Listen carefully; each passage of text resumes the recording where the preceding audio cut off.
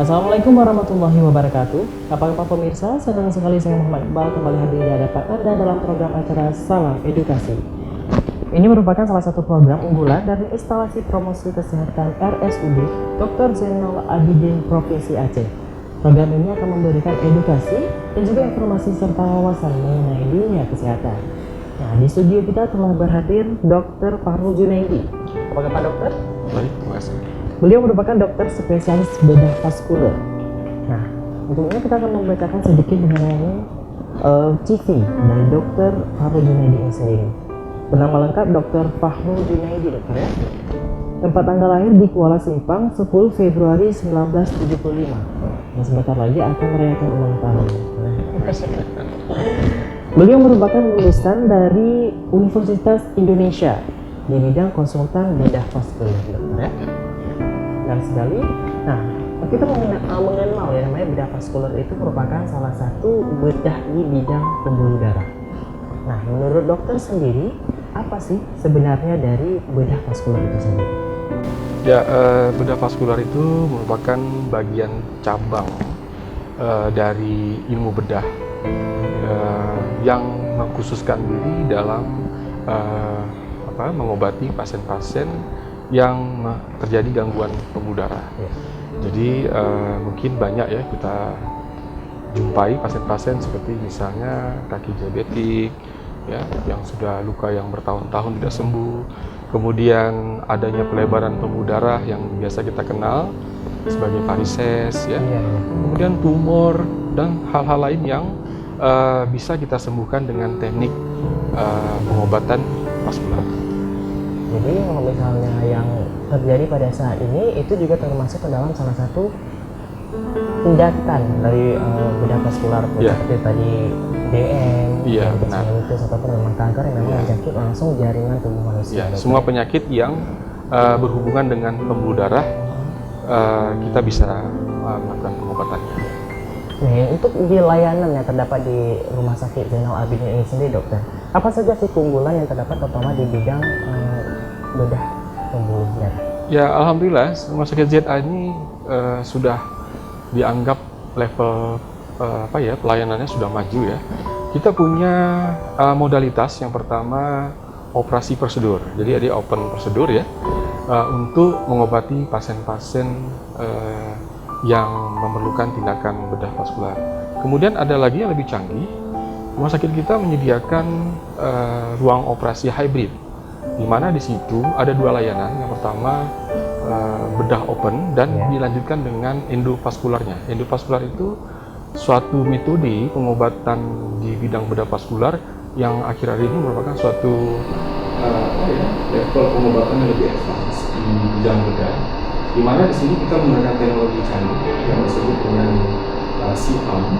SIAM itu kita menggunakan alat yang disebut dengan fluoroskopi, di mana kita nantinya bisa langsung melihat atau mengguide target pengobatan kita yang disebut dengan endovaskular prosedur. Jadi ada beberapa pasien-pasien kita yang memang membutuhkan endovaskular prosedur, itu sudah bisa. Contoh misalnya pasien-pasien dengan kaki diabetik yang disebabkan karena gangguan atau sumbatan pembuluh darah sehingga terjadi luka yang menahun, maka di rumah sakit kita sudah bisa melakukan endovaskular prosedur dengan balloning, dengan pemasangan stent, hampir mirip dengan tindakan yang dilakukan di cath lab jantung. Nah, cuman bedanya di cath lab jantung tidak bisa dilakukan pembedahan, tapi di OKHB selain lakukan seperti prosedur di cath lab, kita juga bisa langsung melakukan pembedahan bila diperlukan. Berarti Rumah Sakit Zainal Abidin itu memang telah menyediakan teknologi canggih ya untuk melakukan namanya bedah pembuluh darah. Gitu. Berarti tidak ada perbedaan ya dokter antara yang namanya endovaskular sama vaskular itu sendiri. Jadi kalau vaskular itu adalah bedah untuk pembuluh darah, khususnya sedangkan endovaskular itu adalah metode yang dilakukan benar ya. Jadi sebenarnya ilmunya adalah ilmu bedah vaskular atau sering disebut spesialis bedah vaskular. Nah, di situ terdiri dari tindakan open prosedur bedah vaskular dan endovaskular. Nah, yang endovaskular itu yang minimal invasif. Nah, sekarang ini jargonnya yang teknologi apa yang sama kayak di negara-negara lain. Nah, ini memang luar biasa sekali. Rumah sakit kita sudah menyediakan. Berarti termasuk salah satu yang paling bagus ya menurut saya, bahwasanya Zainal Abidin itu selain mungkin untuk pendidikan dan juga edukasi tentang dunia kesehatan, mereka juga menyediakan berbagai alat-alat canggih yang memang membantu pasien untuk mendapatkan pelayanan yang sangat baik, dokter ya. Nah, mengenai alur pelayanan dokter yang harus kita lakukan ketika kita mendapatkan pelayanan di bidang bedah vaskular itu bagaimana? Ya, alur yang bila pasien mau menerima pelayanan bedah vaskular bisa melalui regulasi jasa pelayanan BPJS maupun eksekutif atau jalur umum ya. Kalau yang dari BPJS seperti biasa sesuai dengan alur rujukan dari rumah sakit tipe C, B, kemudian rumah sakit tipe A ya. Untuk layanan eksekutif atau umum itu mungkin bisa langsung jumpain kita di poli eksekutif SDA. Jadi mana tahu ada pasien-pasien yang merasa ingin cepat dilakukan tindakan atau ingin berkonsultasi langsung tanpa melalui prosedur BPJS, bisa jumpain kita di poli eksekutif. Mungkin banyak sekali menurut saya bahwa berbagai jalur bisa kita lakukan, terutama untuk melakukan bedah vaskular ini sendiri. Dan tentunya bedah vaskular ini merupakan suatu bedah unggulan karena memang sudah dilengkapi dengan teknologi canggih dan juga modern di Rumah Sakit Zainal Abidin tersebut ya. Baiklah, kita juga akan membahas mengenai kasus terbanyak yang terdapat di Zainal Abidin. Tapi sebentar lagi tetap berada di situ di Salam Edukasi.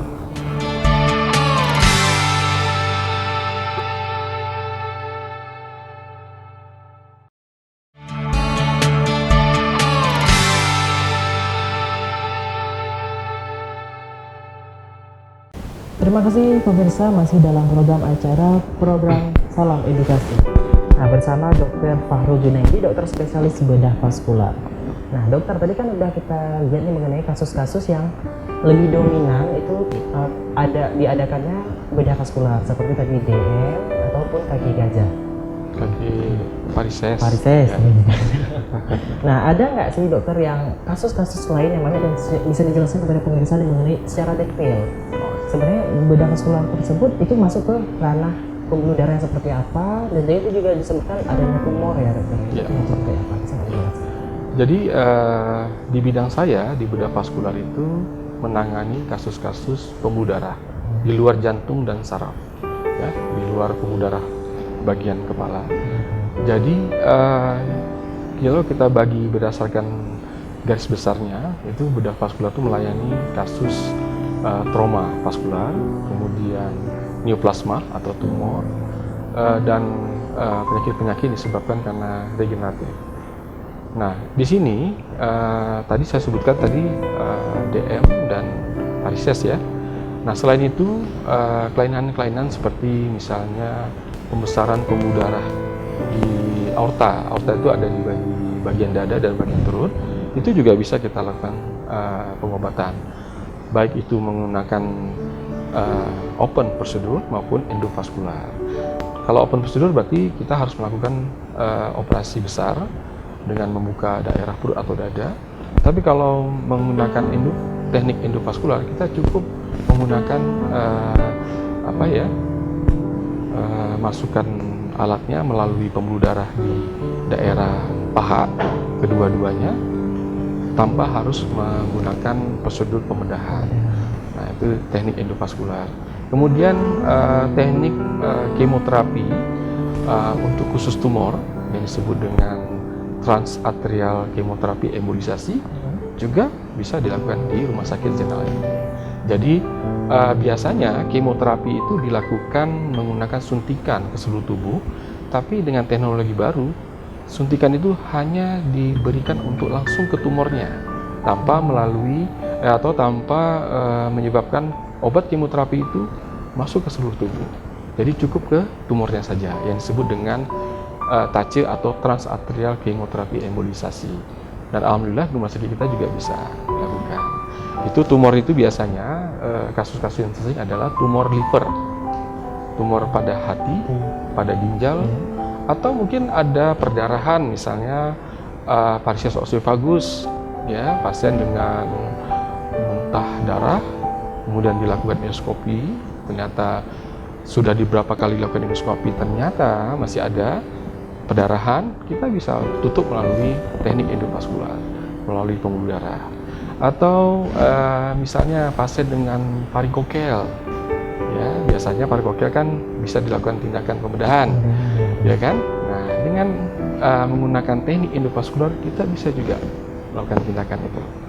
Pasien dengan pendarahan yang tidak diketahui, wanita misalnya, pendarahan yang tidak diketahui, kita juga bisa menghentikan pendarahan dengan menggunakan teknologi ini.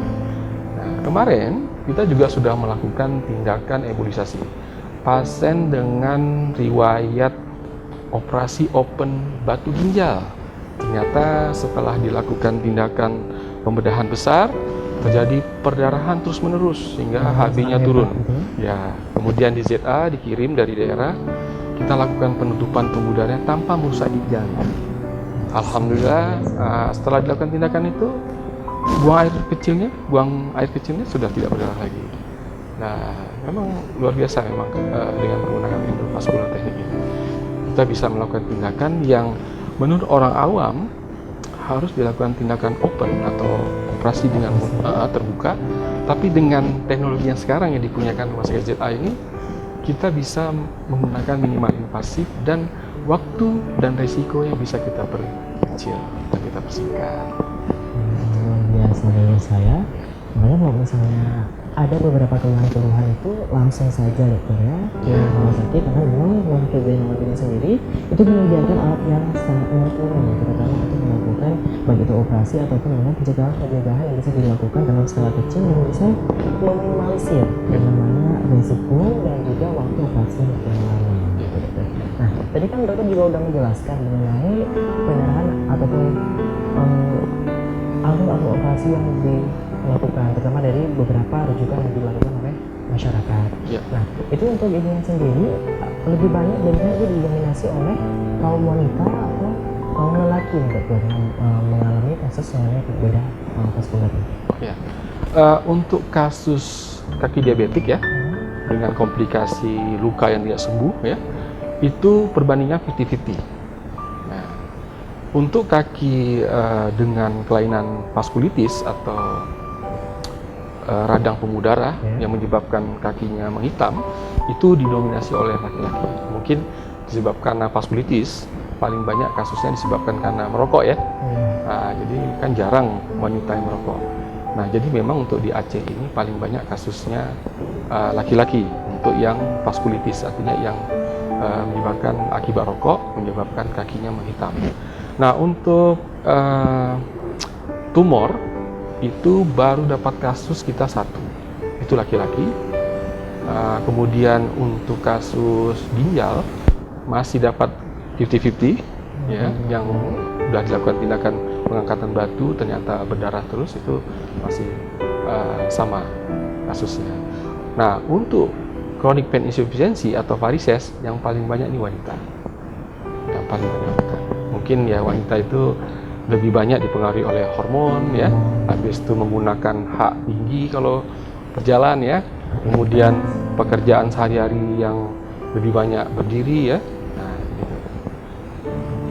Jadi kalau misalnya kita lihat dokter ya, itu sangat banyak ya potensi memang dari masyarakat itu untuk yang namanya terkena yang namanya gangguan ataupun memang komplikasi di bidang vaskular. Nah, menurut dokter sendiri itu disebabkan oleh apa nih dokter? Apakah dari pola hidup ataupun memang dari pola kerja, aktivitas yang dilakukan memang di luar kemampuan dari tubuhnya sendiri? Ya, jadi kalau kita klasifikasikan penyakit bedah vaskular, penyakit yang berhubungan dengan vaskular itu terbanyak itu adalah disebabkan karena pola hidup. Ya. Kemudian banyak akibat dari makanan ya.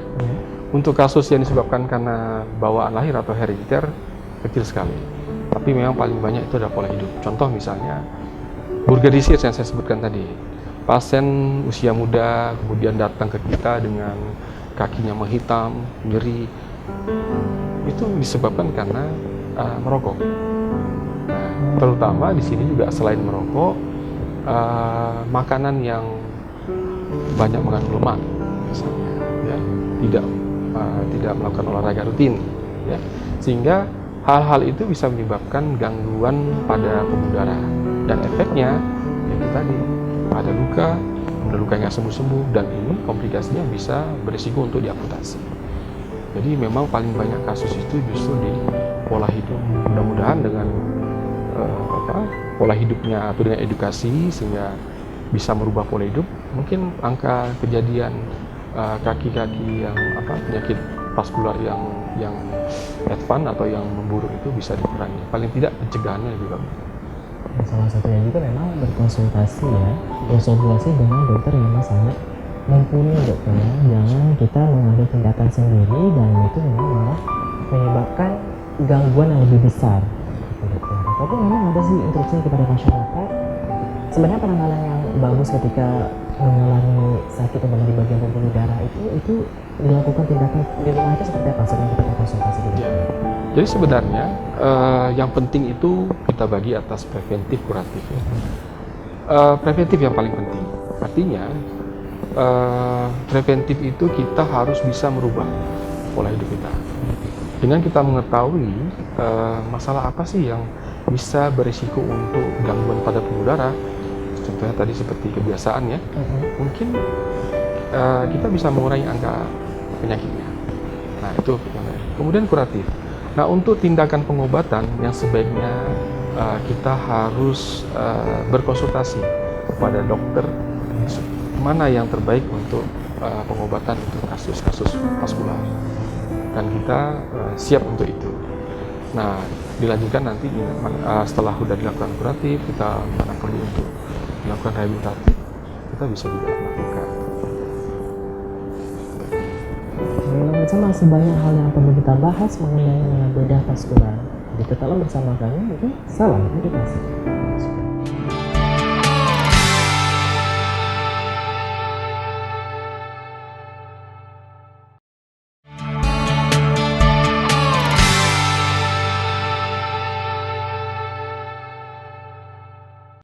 Baiklah, terima kasih pemirsa telah setia dalam program edukasi. Nah, baiklah, tadi kan udah dibahas nih dokter mengenai yang namanya pembedahan yang dilakukan melalui bedah vaskular. Nah, tadi juga dokter telah menyebutkan open prosedur dan juga endovascular prosedur. Nah, itu bedanya apa nih dokter? Ya, jadi di zaman modern ini memang dulunya kita kenal kan ada operasi yang menggunakan pembedahan, artinya menggunakan pisau, ya. Nah, di zaman modern ini kita sudah memilih cara yang minimal atau yang disebut dengan minimal invasif. Nah, itu yang disebut dengan endovascular prosedur. Artinya dengan menyayat sedikit, dengan teknik yang minimal, dengan resiko yang kecil, itu yang dinamakan endovascular prosedur. Jadi ada beberapa penyakit seperti misalnya yang saya sebutkan di awal, kaki diabetik, misalnya.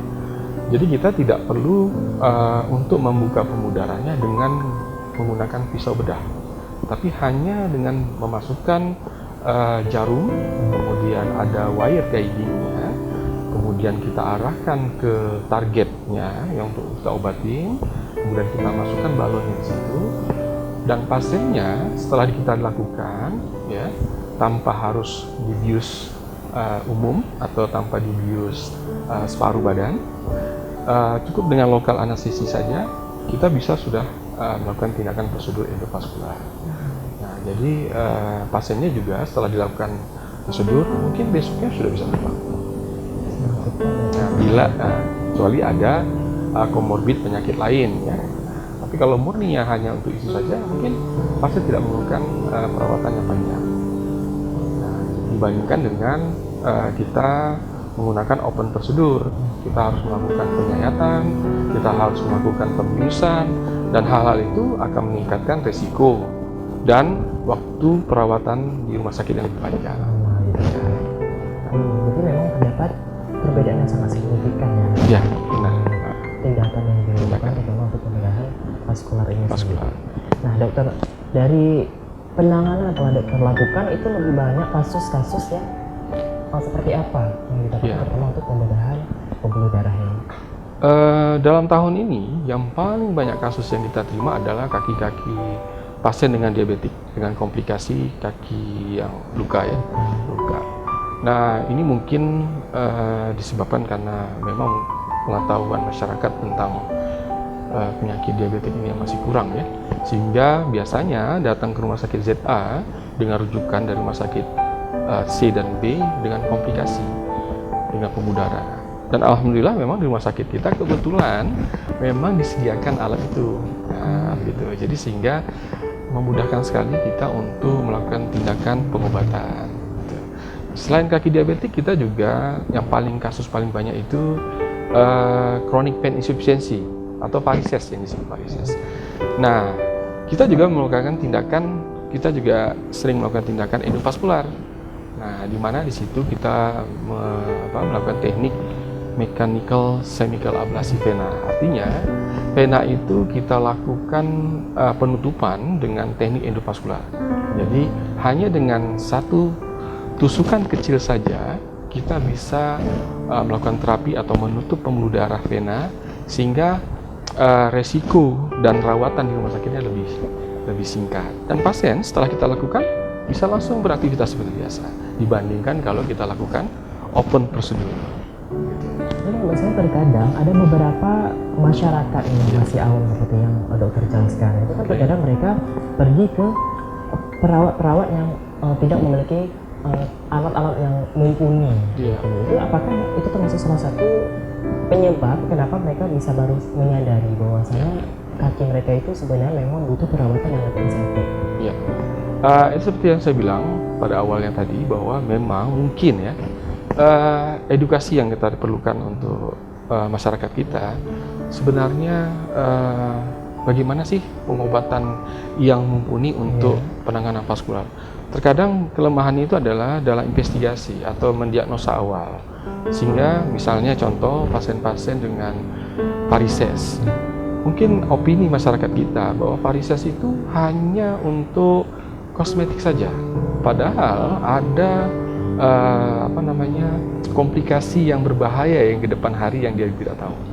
Nah, sehingga dia mungkin melihat hanya pembuluh darah aja, pembengkakan biasa ya.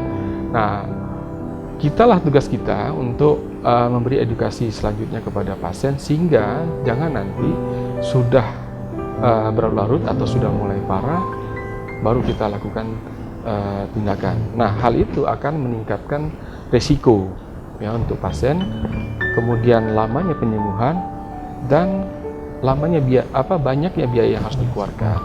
Nah, sementara alhamdulillah sekarang pemerintah sudah mendukung kita dengan biaya dan pengobatan yang canggih ya. Jadi kasus-kasus yang berat itu bisa ditangani atau kalau perlu yang minimalisir supaya penyakit itu jangan makin berat. Sangat menarik menurut saya. Nah, seperti yang kita ketahui, apabila memang di rumah Anda memiliki sanak saudara atau kerabat yang ingin mendapatkan pelayanan yang lebih bagus dan juga lebih optimal untuk kegiatan-kegiatan pembedahan vaskular yang lebih baik, jangan dibawa berlarut-larut, langsung aja kita ke poli vaskular, poli bedah vaskular. Karena memang ya rumah sakit ZA sendiri memang menyediakan teknologi yang begitu canggih, teknologi yang sangat mumpuni bagi Anda memang memiliki masalah dan juga kendala itu di bagian pembuluh darah. Jadi bagi kalian semua pemirsa yang ada kerabat ataupun memang famili yang memiliki penyakit tentang pembuluh darah itu bisa langsung konsultasi ke poli bedah vaskular. Oke, terima kasih dokter untuk kehadirannya di studio kita, dan bagi Anda yang ingin mendapatkan pelayanan seperti yang kita informasikan tadi untuk langsung ke Rumah Sakit Zainal Abidin yang memiliki berbagai macam teknologi terutama untuk pembedahan bedah vaskular. Terima kasih dokter, kami ucapkan sekali lagi jangan lupa untuk terus menyaksikan program kita yaitu Salam Edukasi. Oke, baiklah, saya Muhammad Iqbal dan segenap kru yang bertugas mohon undur diri. Wassalamualaikum warahmatullahi wabarakatuh.